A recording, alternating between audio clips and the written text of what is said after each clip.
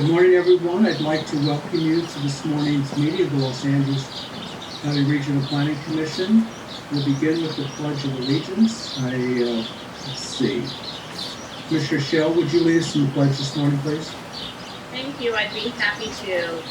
Can you place your hand over your heart and we shall honor the flag. I pledge allegiance to the flag of the United States of America and to the republic for which it stands, one nation, under God, indivisible, liberty and justice for all.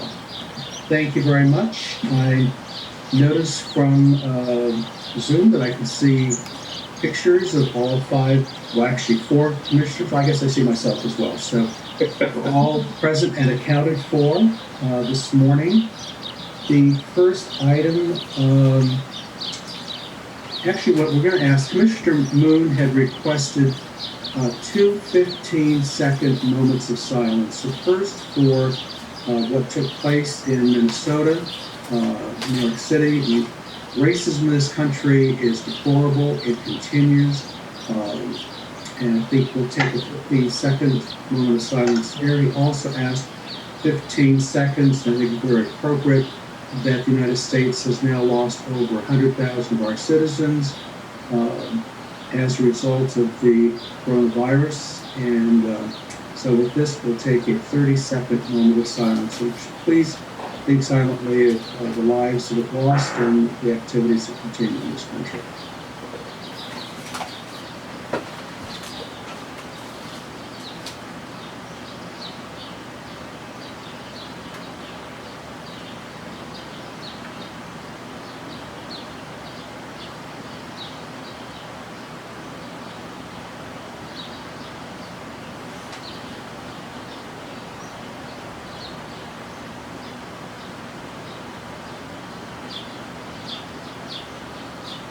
Thank you very much. We'll now move to approve the agenda, and I've been requested to make a slight change in the order that we will go items 3, 4, 5, 4A, 7, and then 6. Can I have a motion for approval of the agenda?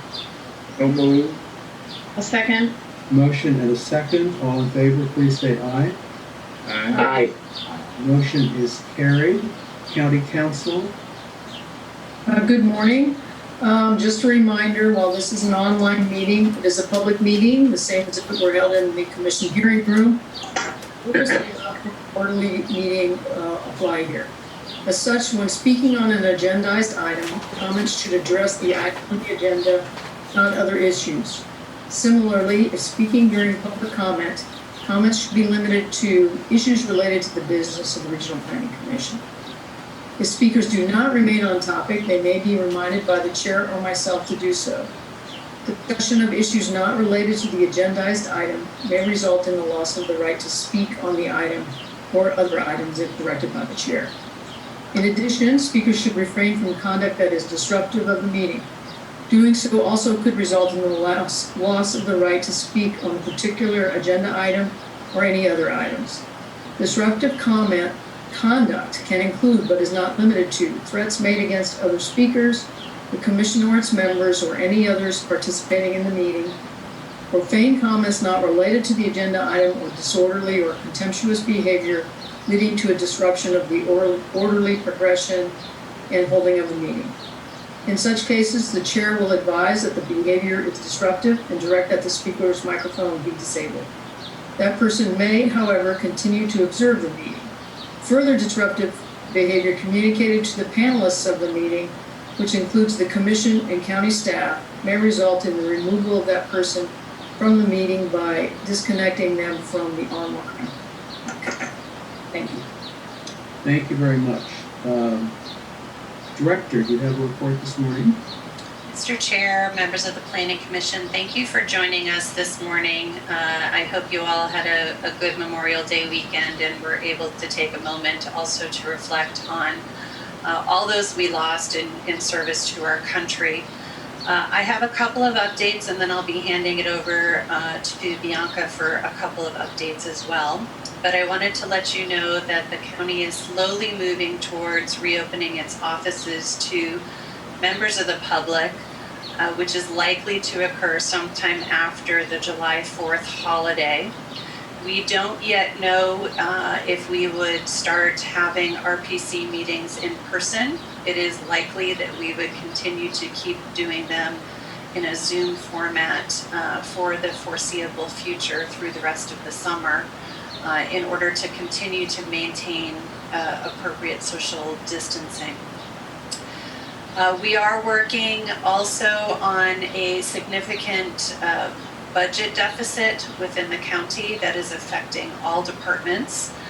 You may or may not have heard, but the county has an approximately $1.2 billion deficit, specifically due to the cash outlays to be fighting the COVID-19 pandemic, but also due to the loss of revenues from sales tax, hotel tax, and then potential property tax revenues that are occurring across the state.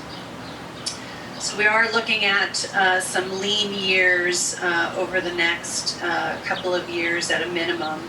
The board did adopt a budget for the new fiscal year that starts in July, but they are actually directed the CEO to revise that budget because it did not reflect the looming deficit that we are all facing.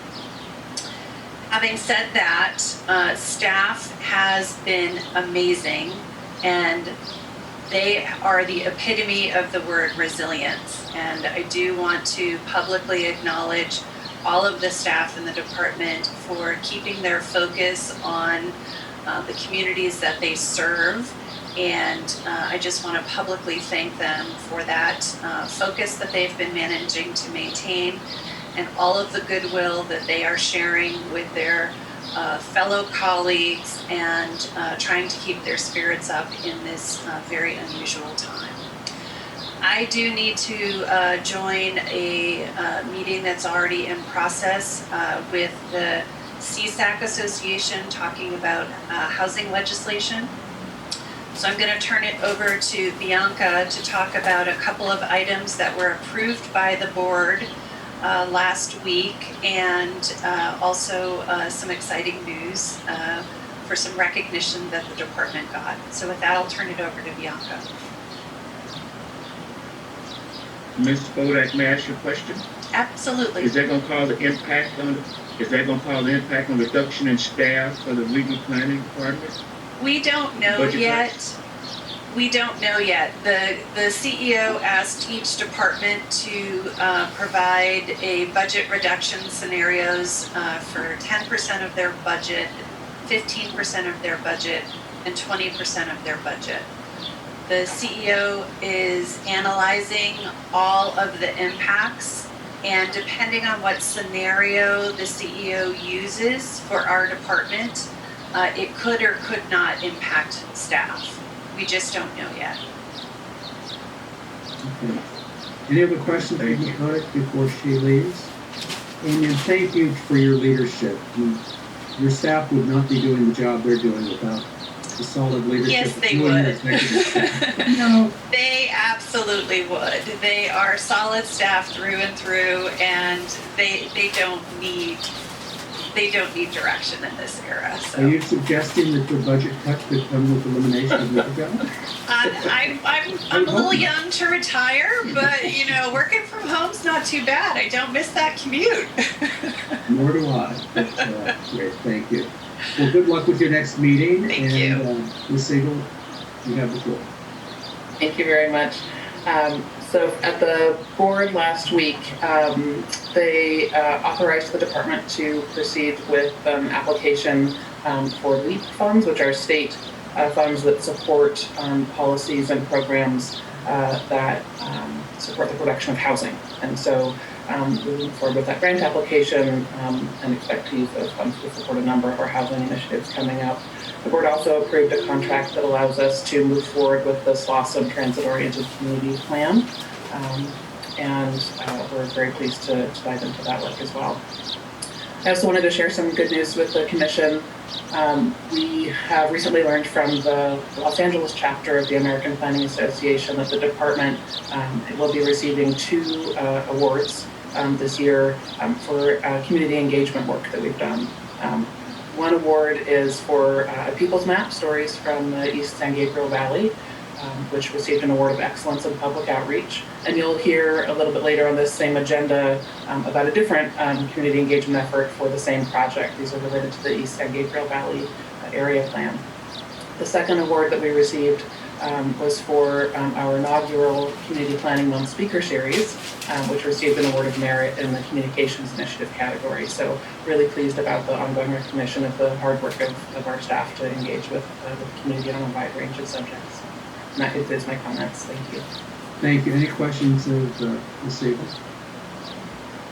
No, then we will now move to item number 5, which is approval of the minutes of the meetings of May 6th and May 13th.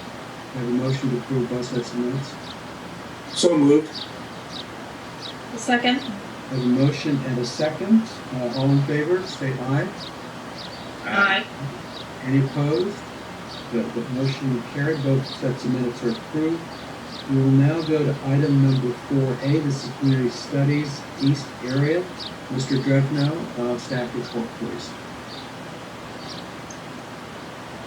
Good morning, Commissioners.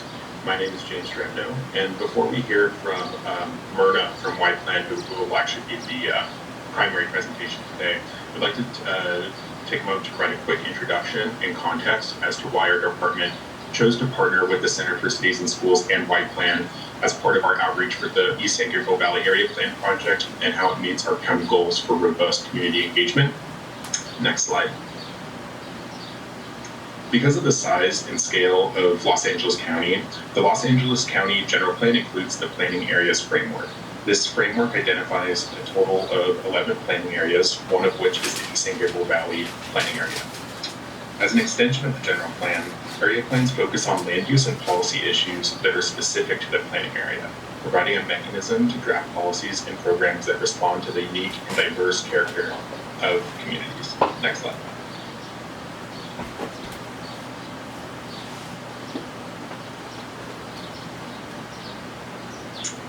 What you see on your screen now is a map of the East San Gabriel Valley planning area. Generally, the planning area is located east of the I-605 freeway, south of Angeles National Forest, and the San Gabriel Mountains, west of the San Bernardino County line, and north of Buena Hills, but including the communities of Hacienda Heights and Rowland Heights. Next slide.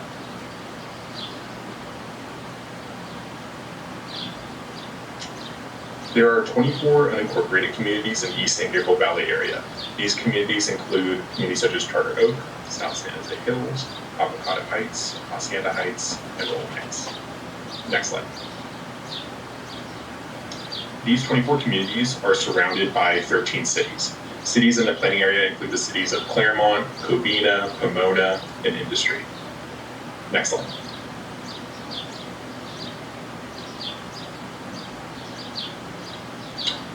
The East San Gabriel Valley planning area is quite large. The planning area has a population of close to 1 million people spread over 210 square miles.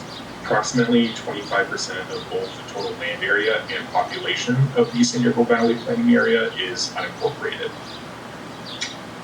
Next slide.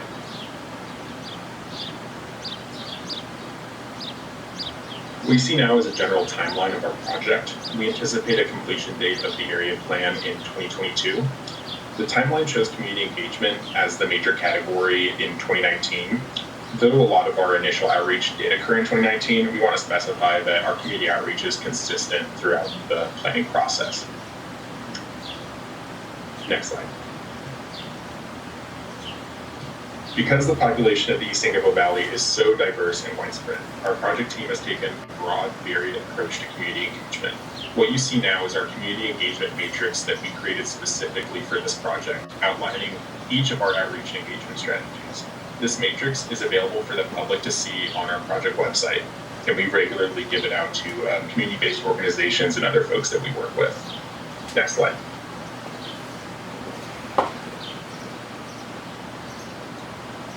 So this is just the same categories that were on our engagement methods matrix, just kind of blown up a bit so it's easier to see. Our engagement methods generally fall under the following categories: stakeholder meetings, community events, online outreach, youth and school engagement, universities and private partnerships, and artist collaborations. Over the course of the project so far, we've already utilized all of these methods to engage the public. From our outreach to local community groups and stakeholders, to our collaboration with artists and local universities such as Cal Poly Pomona, USC, and UCLA, we have tried to engage those who otherwise would not be engaged in the planning process. We have also been sensitive to language barriers in certain communities by translating our materials into Spanish and Chinese. Today, we'll be highlighting our partnership with YPlan and our effort to engage with youth. Next slide. Our engagement strategy identifies youth as not traditionally a part of the planning process. We recognize youth as important stakeholders. Because the area plan guides growth and development over a long period of time, we want to build the capacity in young people to help them articulate their vision for the future of their communities. Next slide.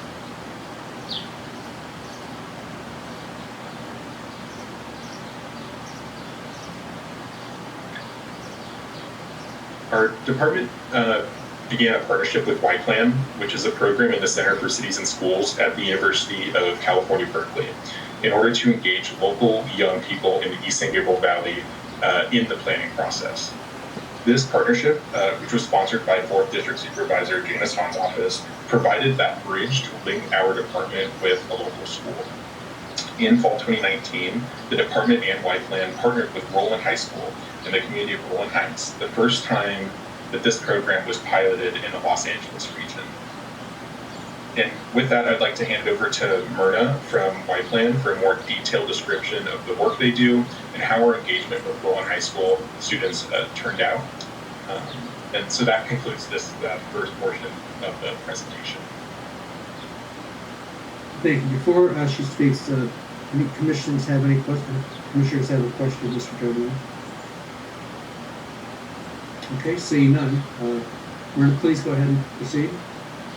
Thank you. Good morning, everyone, and thank you for having me here today. We are really excited to be sharing our YPlan work and expanding this work to Los Angeles, which is actually my hometown, so it's especially exciting for me. Like they said, my name is Myrna Ortiz. I grew up in LA, but I'm currently living in the Bay Area as the Senior Program Manager for the Center for Cities and Schools, engaging in YPlan projects with students across California. Can we go next slide?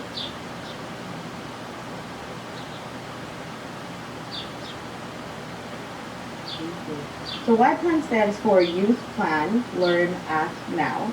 And this is a 20-year initiative that has been bringing together young people and planners to address some of the most pressing issues and challenges in our cities.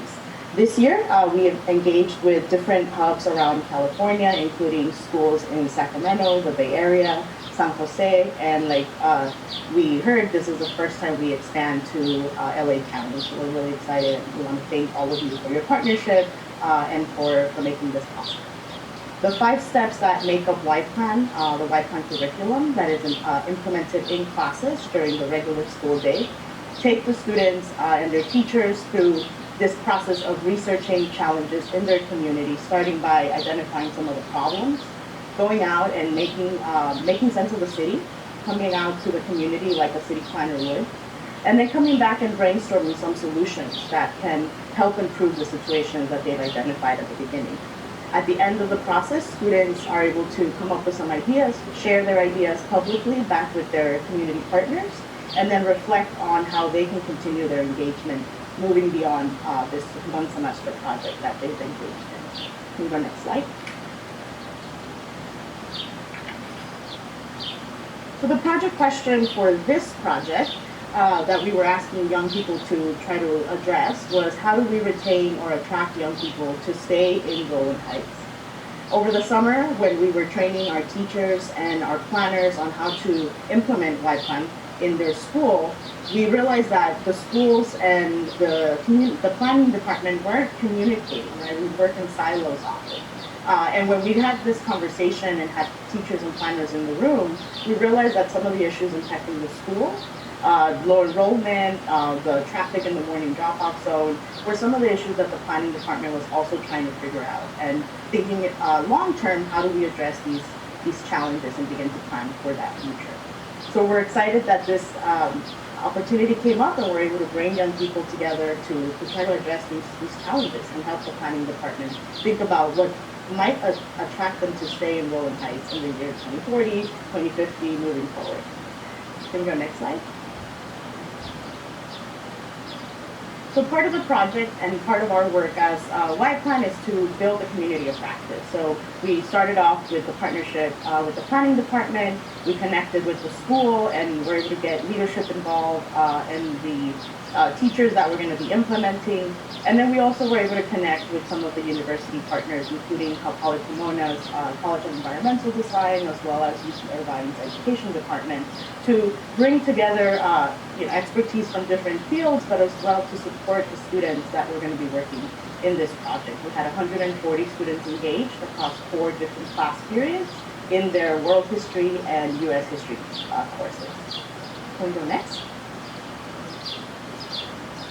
So when we started the project in January, we asked the students, we want you to look back. We want you to dig into your history knowledge, connect to the content that you're learning in this class, and really think about how have some of the historic policies in our county impacted the future that we're living in today, right? And how can we learn from this history to actually reshape what the communities look like in the future that these students are going to be living in. So we started by discussing how some of the redlining policies and some of the housing policies created what we've known now as Beverly Hills or South Central LA or Rowland Heights, and how that was shaped by these policies. So we wanted students to kind of connect the history to today's issues and then be able to learn from that to recommend something for the future. Let's go next.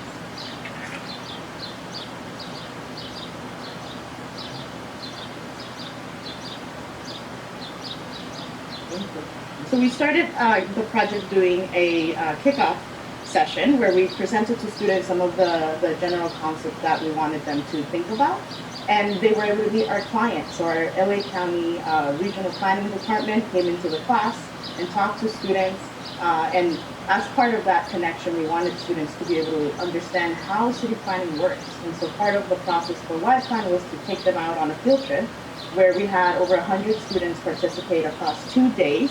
And we had probably over 25 adults throughout the 2 days join us during that field trip from these different agencies, colleges, universities, different civic departments that came and talked to the students, came and shared with them what their roles are in the city or in the county, and students were able to ask questions and share their feedback. So you go on the next slide, please. We spent the morning of our field trip in Rowland High. So we met at school, we walked around the neighborhood, and students, were able to experience the city that they know so well, the neighborhood that they know so well, through the eyes of a city planner. We wanted them to think about what are some of the things that maybe they didn't notice on their way to school that morning because they weren't paying attention to the sidewalk or to the landscape. So we wanted them to be able to gather some of that evidence through this experience that we organized for them. Next slide.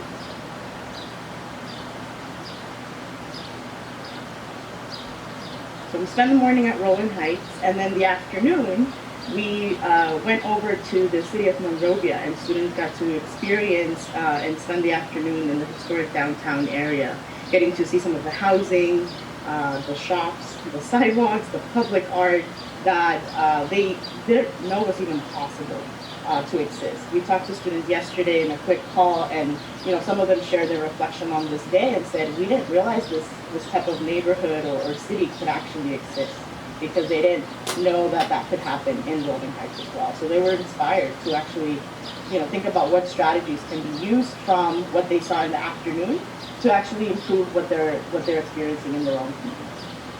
Look for the next slide. So we asked the students to organize their observations and their ideas around a SWOT analysis, thinking about the strengths, weaknesses, opportunities, and threats. Some of the highlights that came out of our conversations during the field trips were that really the school is the center of the community. It's really the heart of Rowland Heights. Whether students live nearby or they're coming from other counties or other neighborhoods, they come to Rowland Heights because of the school, because of the connection they have to that school. Along with that, we also, acknowledge that there's a really good housing stock in the area. There's a lot of single-family homes, large homes. There's good spaces for families to enjoy private outdoor space. So students were comfortable with that. And they enjoy that there's a lot of food options, although they hope that there were more affordable options, that they could, grab and go a snack after school or before school that was affordable for their own budgets. Some of the weaknesses that students highlighted as we experienced Rowland Heights that morning, really the space is designed for vehicles. Everything we saw was either car shops, gas stations, tire shops. The crosswalks were prioritizing vehicles to some extent. And we even had a small challenge of trying to get all 50 students on the field trip to cross the street during the crosswalk time.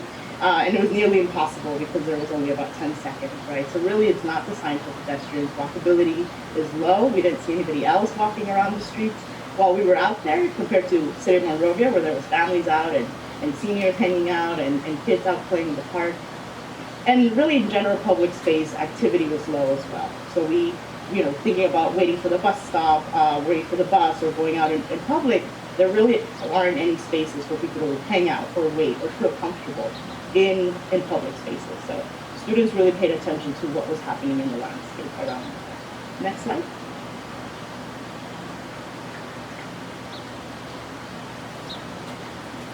So the opportunities that students recognized, and I think it was an exciting moment to have them realize that there is room for opportunities, there's room for improvement, there's things that can change, and part of the process of planning is to, dream big and think what can happen in the future. So one thing that students mentioned over and over again was how can we build higher density around housing, building vertical, they said, instead of single family homes. There's a lot of empty lots that we noticed, whether it's in residential areas or commercial areas that we walked around the intersection of Colima and Nogales. There was large parking lots that were underused. So we wanted to push students to think about how can this space be transformed to something that is more productive and enjoyable for the community. And then opportunities around career, when we ask students, where are you going to be building your career, what careers are you looking for?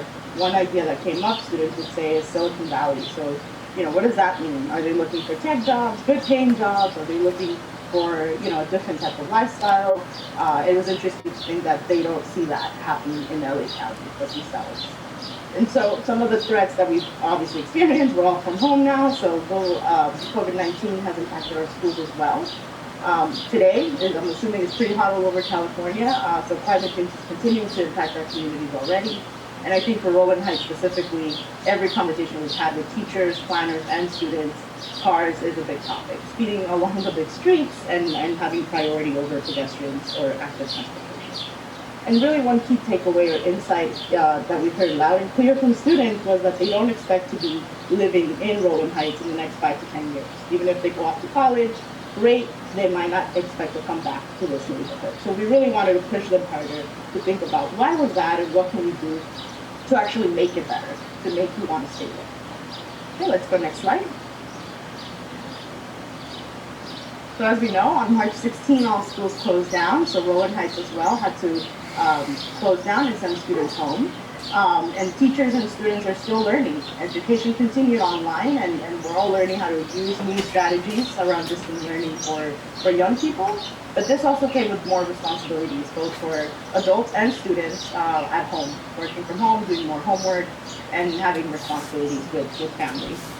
So that cut our project short, unfortunately, this semester. But as Y-Plan and as the Center for Cities and Schools, we're still excited to continue partnering, to continue building this community of practice in LA County. Next slide. So Y-Plan had to pivot to the digital format too, and we're now starting to learn over the last 10, 12 weeks that we've been home, how do we continue building community in place? How do we connect people, whether it's online or finding other creative ways to do it? How do we continue to engage young people with planners? And so tomorrow, we're actually inviting everyone to join us on a webinar where we're going to highlight 2 of our Northern California projects in Sacramento and Oakland that one completed early in the semester and was able to finish the project in person, and the second project was able to continue online with a lot of support from the community to be able to reach to that final stage of Y-Plan. So if you're excited to hear more about Y-Plan and other projects, we are inviting you to tomorrow, and we can share the link with everybody. Next slide.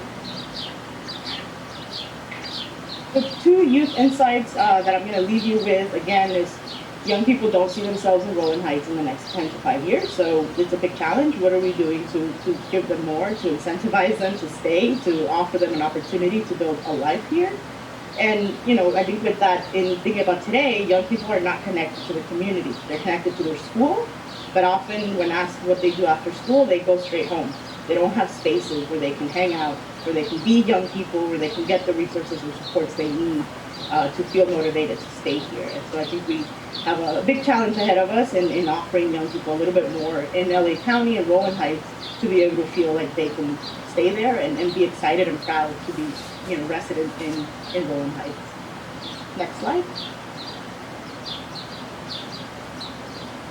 So with that, I'm going to ask you all to stay connected. If you want to learn more about our project, the LA County Regional Planning Department actually wrote a blog about the field trip, so you can go there and check out, you know, our 2 days with the students in these neighborhoods. And if you want to learn more about Y-Plan, we are celebrating 20 years, and so this year we had the opportunity to collect a couple of reflections from our alumni, and you'll find one story, my personal story in connection to LA, and why this project was so important to us. So we invite you to stay connected with us, and we hope to continue collaborating in the months to come. Next slide. Okay. And with that, thank you again for all your partnership and efforts and for including young people in planning, because otherwise we're going to be scratching our heads and figuring this out on our own, and young people have a lot of bright ideas. So thank you again. If there's any questions, I'd be happy to answer them. Yeah, thank you for your excellent presentation. This is one of the areas that I sort of miss being downtown at our public meeting, because I would imagine you would have had a number of students attending the event. I don't know of the 62 participants we have on the Zoom call, if any of the youth that you've worked with are listening in. If they are, on behalf of the commission and staff, want to thank them for their participation. I do hope that they will find a reason to remain in Los Angeles County and find good, productive jobs. But at this point, thank you. And any questions of any of the commissioners? Of either Mr. Dresno or Mr. Pace? No? Okay, great. Well, thank you so much for... I could just make a quick comment. Commissioner Shell? Yes, I wanted to make a quick comment. I think this is outstanding work, and I'm really pleased to see the department engaging with your the Center for Cities and Schools and the Y-Plan program, and engaging with the youth in that community. And I hope that we might consider this as we look at other area plans throughout the county. I think it's an extremely important voice, the voice of the youth, and I just wanted to express my appreciation. So thank you. Thank you, Michelle. Mr. Smith, you had a question? Similar to Commissioner Shaw, just wanted to express appreciation for this really cool partnership. And I also I really appreciate the way you described the curriculum. I think, you know, planning can be an inherently kind of forward-looking thinking. We're planning for the future, but we would disentangle that from practices and decisions. And the of redlining is so critical and important. And I appreciate how that has been built into the curriculum. You know, sort of small under, and I think this kind of distinction that we saw between private open space and public, also open space and outdoor space, but it's private. It's not sort of for everyone, and maybe the weaknesses or opportunities, and there's a lack of and so I'm excited to get that insight from the students.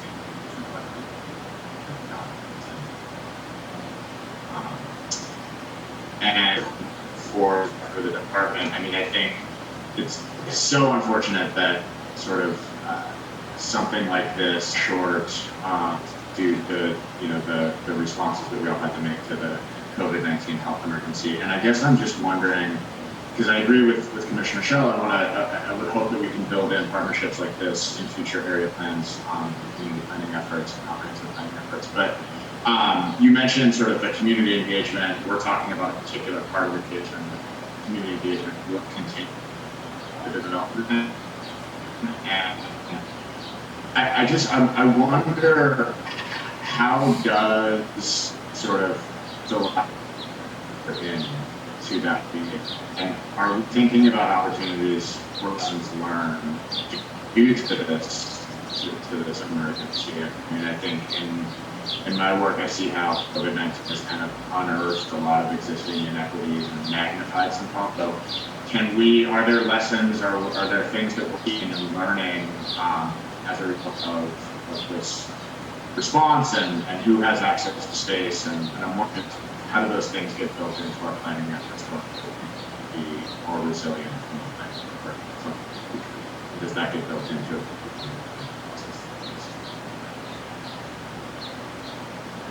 Myrna, would you like to respond?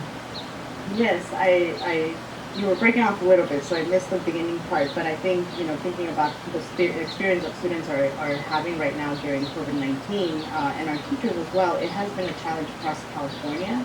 And with the exception of one school, we've seen really low attendance into the online classes. So I think we need to get creative. I think it's not just, even that pivoting to the digital side, it's not just a switch that says, now let's just do it digitally and continue engaging.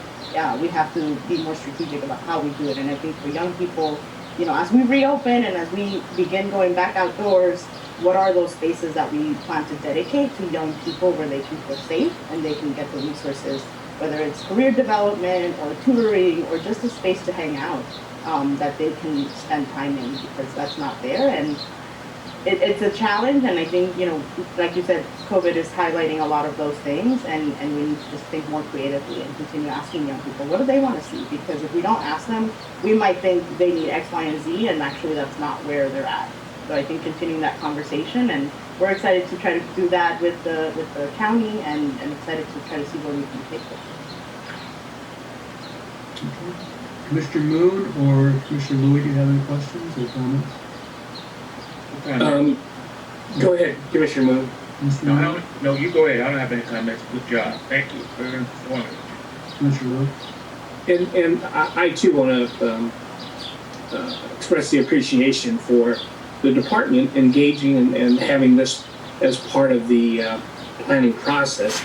And then Y Plan, holy cow, great work. I know I've been involved in a number of engagements, engaging the community and the youth, the high school youth, the younger adults, many times are ignored.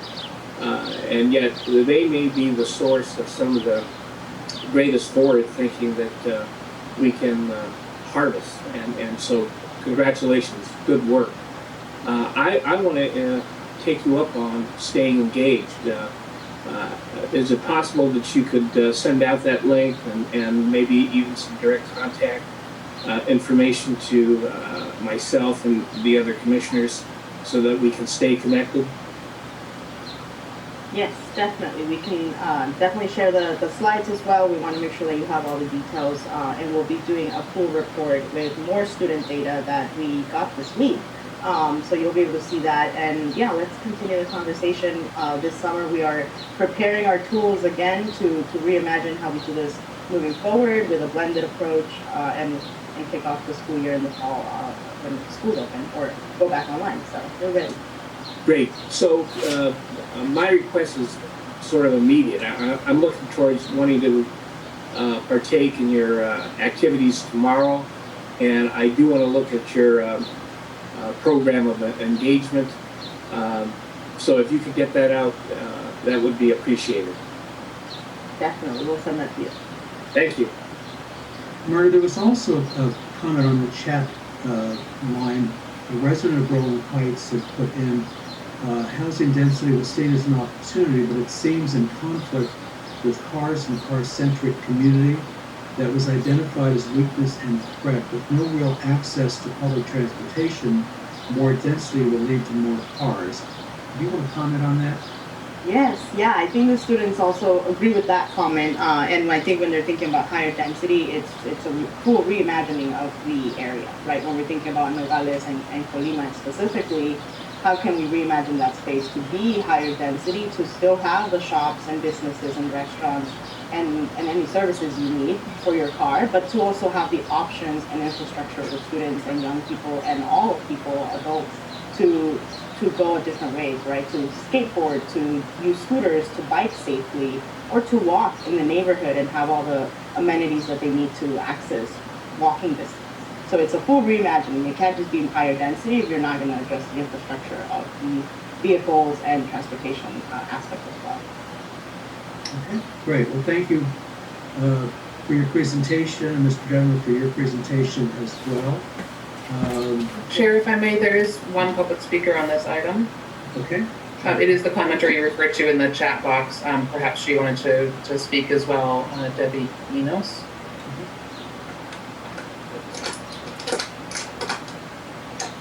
Sorry, thank you. I think the presentation is great. I'm very excited that the school was involved in Y-Plan. Kind of engaged our community here through our students, because you're correct, school is very important to our community. I also know from having attended many RHCCC meetings, which is our Rowland Heights Community Coordinating Council, having been a past vice chair on that committee, that housing and cars are kind of the two hot topics in this community. One of them having to do with the higher density will lead to more cars, and because we do lack that infrastructure, additional housing is seen as kind of part and parcel with more vehicles. And so having it be a complete reimagining of Rowland Heights, I think, is what we would all like to see, and I think we would like to see a Rowland Heights that is able to be more walkable. Definitely, I've been on many a walk audit with LA County, kind of describing our situation along Colima Boulevard in particular as part of their active transportation planning update, looking for opportunities to increase biking along our corridors. However, due to the sheer number of traffic that we encounter, they really had to look at the more eastern portion of Rowland Heights due to too many driveways and other conflicts that would have been encountered with cars. We have looked at a variety of options in the future relative to expansion of the Gold Line and other opportunities for rail in our community, and those are way far reaching and in the future, if at all. So we just are kind of impacted by transportation here, and I just want to make sure that as part of the planning process, as we engage other community members in this process to re-envision Rowland Heights, that the infrastructure, the 60 freeway, the Alameda corridor, our foothills that we would love to preserve are all taken into consideration, as well as recent COVID considerations where high density housing and transportation systems that involve a lot of people have proven to be potentially vectors for infection. So we probably have a lot of things that we need to consider as we reimagine our futures in our redevelopment. But definitely welcome this process, welcome the students' involvement, and I know our community groups here would love to be involved and engaged through this process as well. So we look forward to hopefully also being a part of what you've started here. Thank you. Thank you. Thank you for the comments. There are no other comments on this item. We'll move to agenda item number 7, Community Studies North Area Project number 2018-003209. Ms. Ferris, staff report, please. Hi, good morning, Commissioners. My name is Tahira Ferris, and I'm a planner in the Community Studies North section. I'm also the project manager for the Green Zones program, which is a countywide ordinance, so I will be presenting on some of the developments of that program this morning. Including actually one of the milestones, we just released a public review draft of the ordinance last Friday. So we can go to the next slide, I think. The Green Zones program was actually initiated by the Board of Supervisors in December of 2015 as part of the Equitable Development Work Program, and the goal was to address environmental justice issues in the unincorporated areas of LA County. And so the Green Zones program also is looking to identify and improve public health and quality of life for residents, particularly in vulnerable communities that have been disproportionately impacted by cumulative pollution sources in the communities. Next slide, please.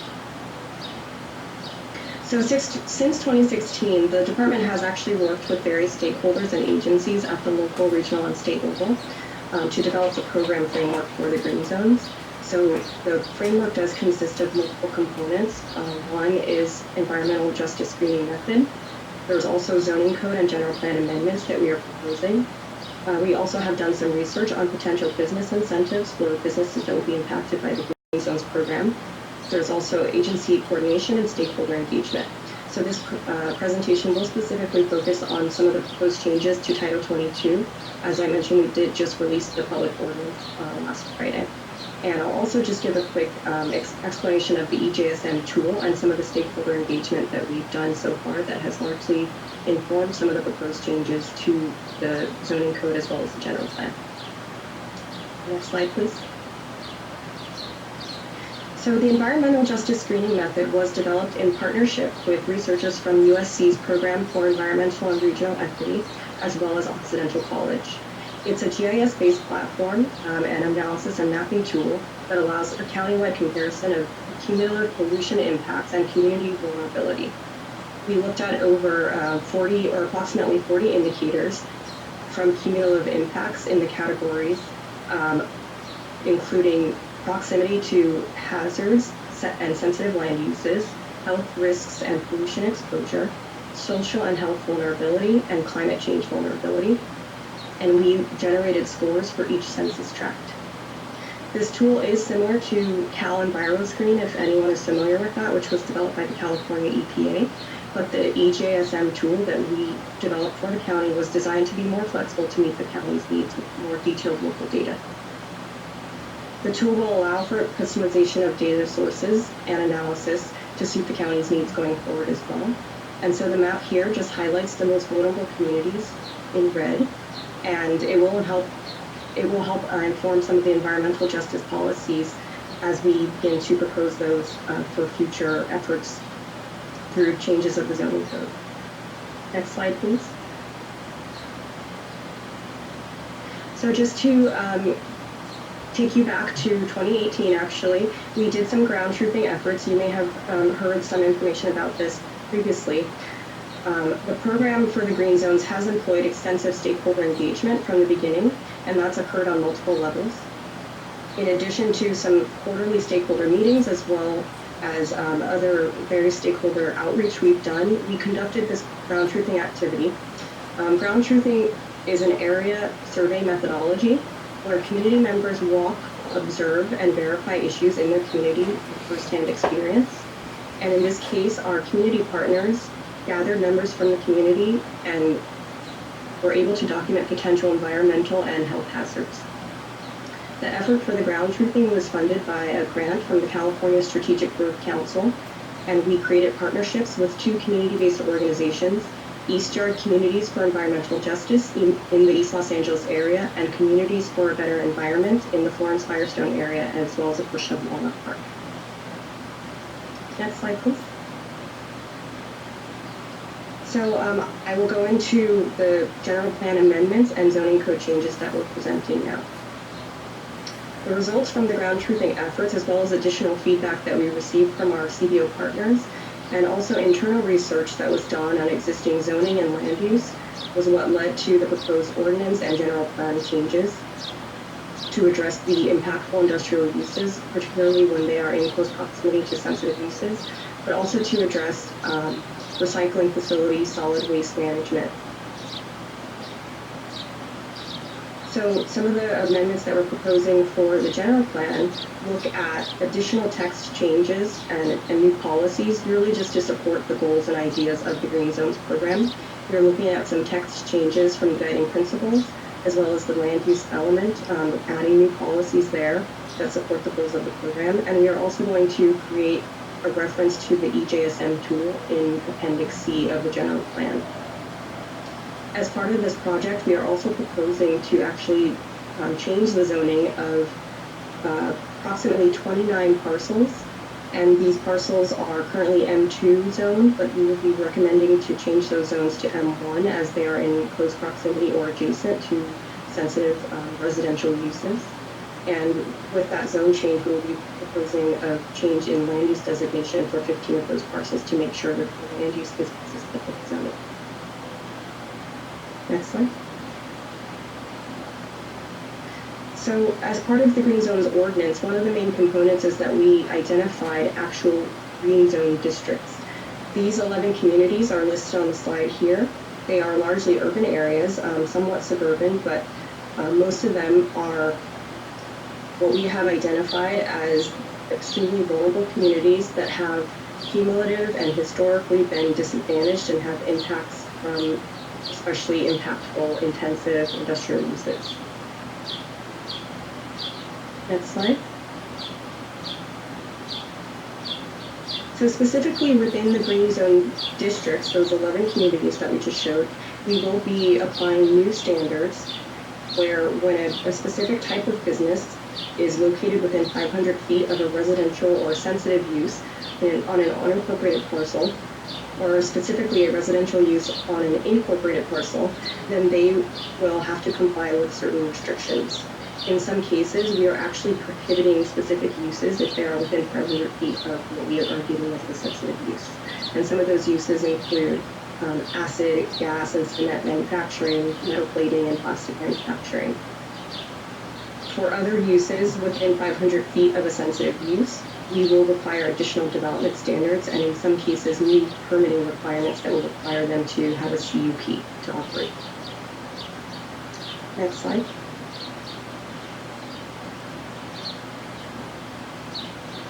We wanted to just show some photos here to help you visualize some of the current issues and what the proposed changes will address.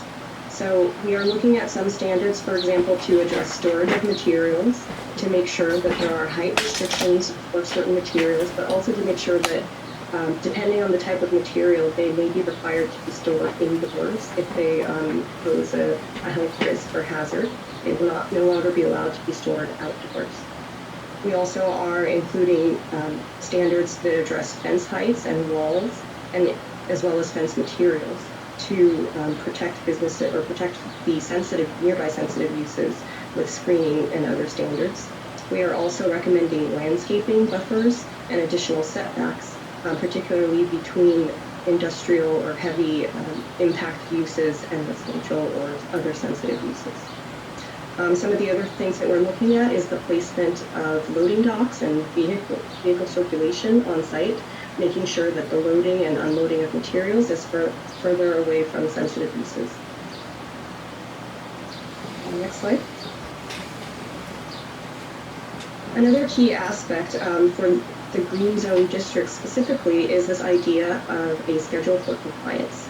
So for the 11 communities where we have these new standards for industrial businesses, we will be implementing a schedule of compliance that allows us to apply the new standards to existing businesses in addition to any new businesses at the time of the ordinance adoption. Businesses will be generally given 3, 5, or 10 years to comply based on the type of improvements that we're requiring and the permitting process that is required for their use. So any business that is existing and currently has a CUP will have the new standards apply upon the expiration of their CUP. Next slide.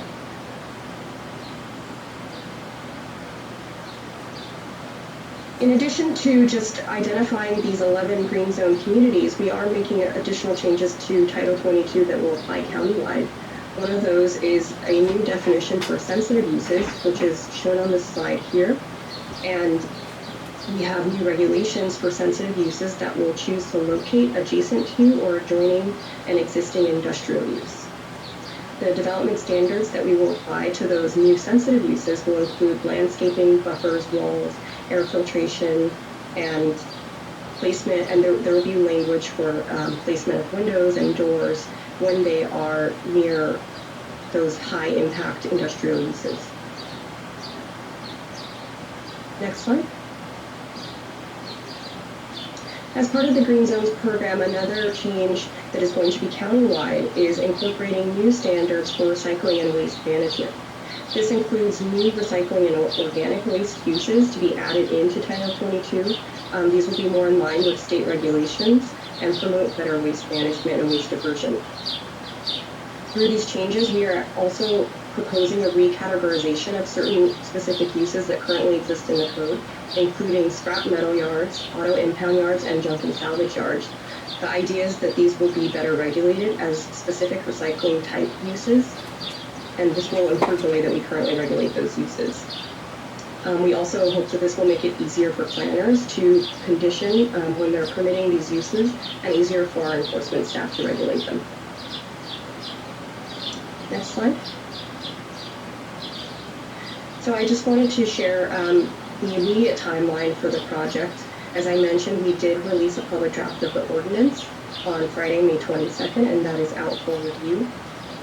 We are planning to have some public meetings around that, specifically in late June and July. And we have a comment deadline right now of August 24th. As far as the environmental documents, we will be doing an environmental impact review for this project, and we are planning to release a notice of preparation for that, an initial study next Friday, June 5th. In addition, in addition to just one scoping meeting for the EIR, we're actually going to do 2 scoping meetings, and those will happen, the first one will be in late June, and then we'll plan for another one in July. And the comment deadline is also going to be August 24th. We have actually extended the comment periods for both of these components of the project because we have been working extensively with our community-based partners. We recognize that there are lots of changes going on right now and challenges that people are facing. Commissioner. Let me give it a shot, and if it breaks out again, I'll try to put a shot. But I just wanted to understand how this ordinance would intersect with the oil extraction ordinance. I understand that we're not acting on that ordinance, and that's an ordinance that's being developed, but there seems to be a lot of intersection between oil extraction and an environmental justice approach. And I'm just wondering, like, how would those two policies speak to each other? So I'll just quickly say that when we're developing these 2 different ordinances, while they are essentially different, have different focus, they do share some goals, as you mentioned, as far as making sure that environmental justice is addressed. We essentially made sure that our new language and these ordinances are not conflicting with each other, but instead complementing. I won't speak in detail to everything that's in the oil well ordinance because I'm not as familiar with that, but just from our department standpoint, we do always cross-check and make sure that if anything's going to be addressed, that there are no conflicts with how we're implementing that.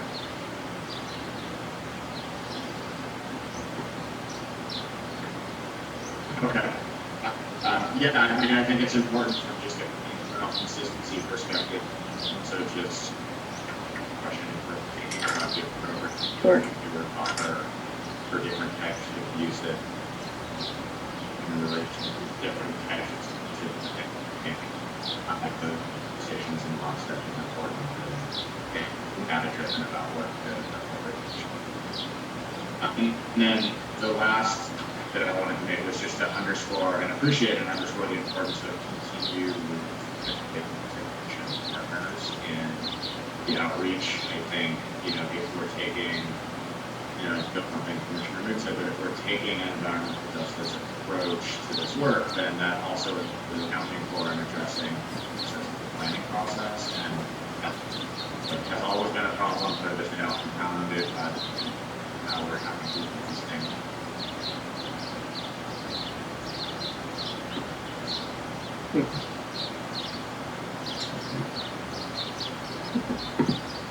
question for county council. County council, Elaine, are you there? All Is right, Elaine there? so I'm here. Yes. Are you gonna make note of that what Commissioner Smith just said? Did you hear Commissioner Smith? You can please note that one too now. I agree. Elaine? I did hear that, although he was breaking up a little. Okay, good. Ms. Ferris, I had, during your presentation, there was one member of the public that did put something in the chat area, actually a couple, and then with some staff response, but Mr. Miguel Ramos put, I hope the plan can take environmental justice a step further, look at opportunities for advanced planning or multiple benefit projects like active transportation, park, community spaces, would alleviate the dense manufacturing, especially along the LA River. We also hope the county can look at opportunities to ensure there's accountability from business to local communities. For example, are there opportunities for community benefits agreements with new businesses?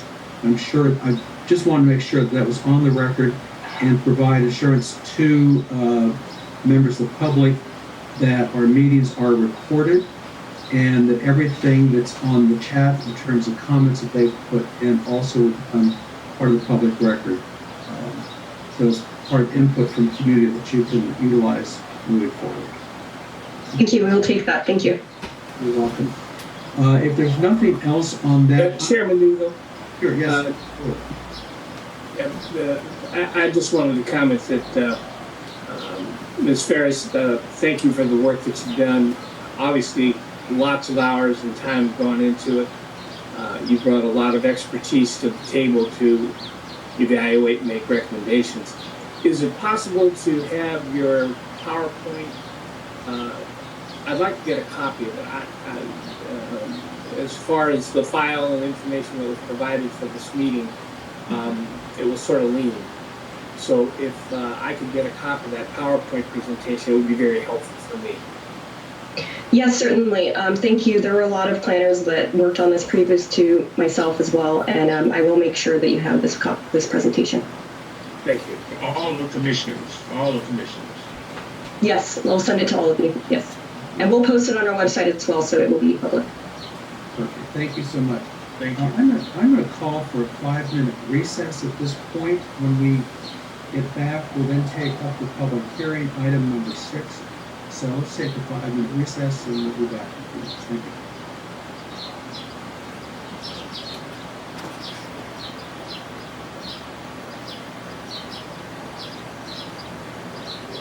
Please provide staff with the agenda item number, your first name, your last name, your email address, and indicate if you are the applicant or not the applicant. All participants' microphones will be muted during the meeting unless you have signed up to provide comment. If you have signed up to provide comment, your microphone will be unmuted when it's time for you to speak and I call your name. After I call your name, I will swear you in. After I swear you in, please state your name and then provide your comment. Thank you for your participation and your comments. Thank you, Mr. Weiser. At this point in time, Mr. Temple, please provide the staff report on item the agenda under case R2014004009. This is a case continued from March 25th and from April 1st. Mr. Temple? Thank you. Good morning, Commission. My name is Sean Temple. I'm with Zoning Permits West. Conditional Use Permit 2014-00016 is a request by A&A Ready Mix Concrete to authorize the continued operation of an existing concrete batch plant located in West Rancho Dominguez. Next slide. Next slide. The next slide, please. So the project has operations on 3 adjacent sites that run along Redondo Beach Boulevard. Sites 1 and 2 are located on the same block between Broadway and Main Street. These 2 sites were established in 1949. Site 3 is located adjacent to Site 2, east of Main Street, and was established in 1982 as an expansion of the business. Per the current request by the applicant, There is not a request of an expansion of operations of the business and no new proposed development beyond the installation of the underground stormwater capture conveyance line and the relocation of the truck washout area. The original site of the truck washout area will be replaced with an area for truck parking. Next slide. The project is located in heavy manufacturing industrial preservation, the N2IP zone. The county general plan designated this area of West Rancho Dominguez as an employment protection district with the purpose to maintain economically viable industrial and employment-rich lands. The concrete patch plant currently employs 45 people. Next slide, please. The project site is surrounded by other industrial uses, and there are no residential or other sensitive uses within the vicinity. So the project fits in with the character of the area and the intent of the general plan. Next slide, please. The site is screened by a 10-foot concrete masonry wall with a stucco finish in a beige color. There is a 3-foot landscape planter area in front of the wall with shrubbery and Brisbane box trees. Next slide, please. We'll just do a few of the photos of the site area, and this is another side. Next slide, please. This is the operations office. Next slide, please. These are some internal photos of the operation. Next slide, please.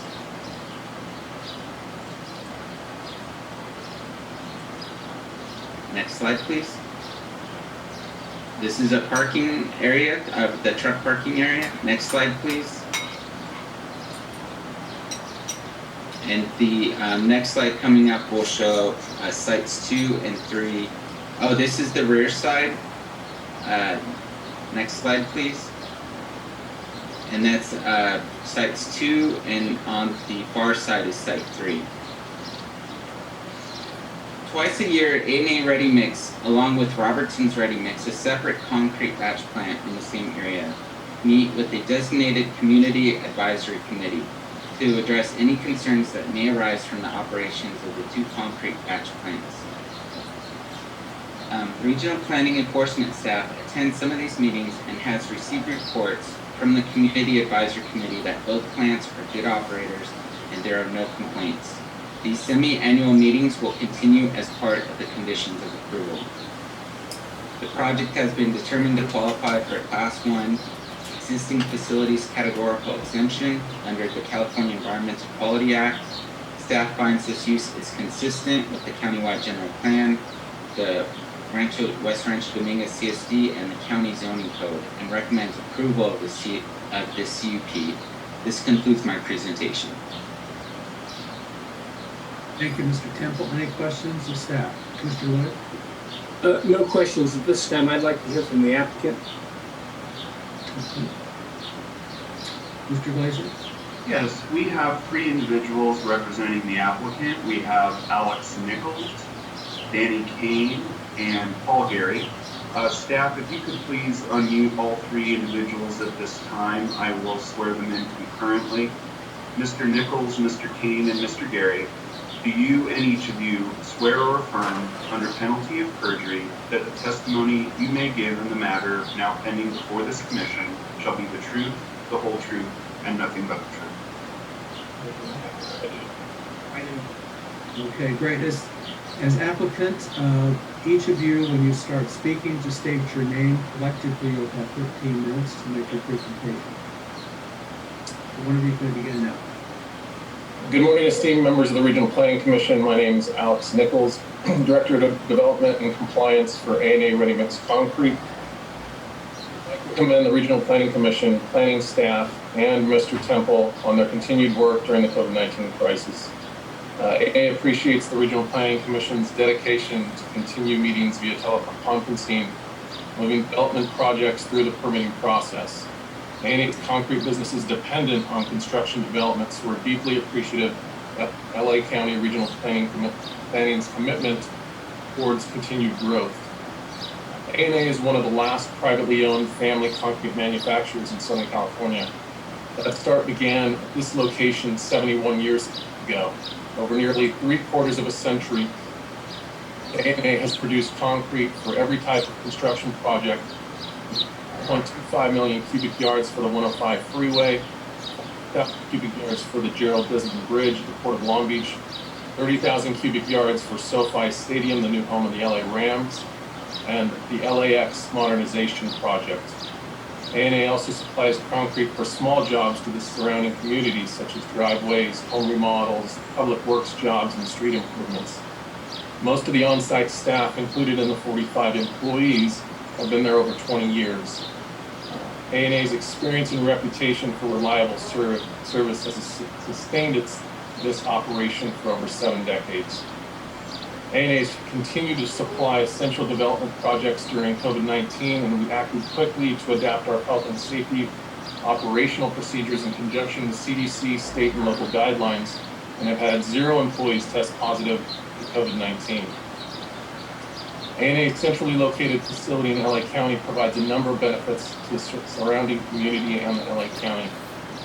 Reduced truck trip lengths, reduced fuel consumption, tailpipe emissions, and greenhouse gases. Local delivery can reduce transport of concrete through surrounding areas to reduce traffic congestion. And shorter distances means more money to build roads. With transportation distances reduced by an average of 15 miles, Caltrans estimates the following benefits: 42% savings in material costs, reduced road wear and tear costs of $12 to $18 million per year, fewer delays in the supply of materials to road and other construction projects, saving about $9 million per year. In addition, local materials create local jobs, which is a sustainable practice, especially when both the jobs and the products produced will benefit the local community. Studies show that construction material jobs are desirable, providing some of the highest wages and compensation in California. ANA continues to meet with the Community Advisory Committee twice a year to supply the local community a chance to give feedback and outreach on our operations. This permit renewal is not proposing any increase in concrete through the batch plant, nor increasing the number of truck trips from the facility. We're proposing a minor change in the site plan, moving the existing washout pits from one part of the site to another, and removing ingress and egress of a major arterial. Additionally, these changes will allow ANA to reclaim material for use in the batching process. We're agreeing to all proposed conditions of the approval in the staff report. And this facility plays an important role in the economic development of the South Bay and the region. If this permit is not renewed, there would certainly be negative economic and environmental impacts on the surrounding community, as longer truck travel distances would be necessary to supply concrete further distances. We'd be happy to answer any questions you may have. ANA thanks you for your time and consideration in reviewing this permit renewal. We hope that you'll be supplying LA County's concrete needs for decades to come. Thank you. Thank you, Mr. Nichols. I'm assuming that Mr. Kane and Mr. Gary are not speaking, but are available to answer questions. That's correct. Okay, great. Any questions of the applicant? This Commissioner Moore, I have a question on that. We're talking about local jobs. What's the makeup of the employment, the ethnic makeup? Andy, do you want to speak to this? I believe we're, I don't know how to say this, more than 50% black, 50 to 60% black. That's good. There's less than 10% white, and the rest are probably Hispanic. Thank you. Okay, just for the record, that was Danny Kane speaking. I'm sorry. That's all right. Thank you for that. Thank you. You're welcome. Any other questions of the applicant by members of the commission? No, sir. Great, seeing none. Mr. Glazer, are there any other speakers on this item? There are no further speakers on this item. Okay. Do I hear a motion or on this approved? Commissioner Louie, I wanted to thank the applicant. 70 years of providing service, product, jobs is outstanding. The work and the availability to meet with the community on an ongoing basis, reaching out to determine whether or not their performance is meeting the needs of the community is to be congratulated. Frankly, this AA ready-mix concrete is almost a poster child for an industrial use in the district, and maintaining jobs, and providing a diversified group of stakeholders, residents, retail, and industrial. So, good job on what you've done. Department, thank you very much for the work, Mr. Temple. And with that, I'd like to move that the Regional Planning Commission close the public hearing and find that the project is category exempt pursuant to state and local CEQA guidelines, and approve conditional use permit number 2014-00016, subject to the attached findings and conditions. Commissioner Moon, second that. Thank you. I have a motion and a second. Commissioner Louie, how do you vote? Aye. Commissioner Moon? Aye. Commissioner Smith? Yes. Commissioner Shell? And the chair votes aye. The motion is carried, 5-0. Mr. Glazer? Yes, this action may be appealed to the Board of Supervisors, and the last day to file such an appeal is June 10th. Great. That concludes the agendized items for today's meeting. We have a call. I'm sorry, Mr. Glazer, anyone from the public has to speak? No general public comment this morning. Great. Any call for hearing officer decisions by the commission? Great. Seeing none, there's no other reports. We are not holding a meeting next week. We will adjourn to 9 a.m. on Wednesday, June 17th. Hope everyone has a great day and look forward to seeing you in 2 weeks. Meeting's adjourned. Thank you. Thank you.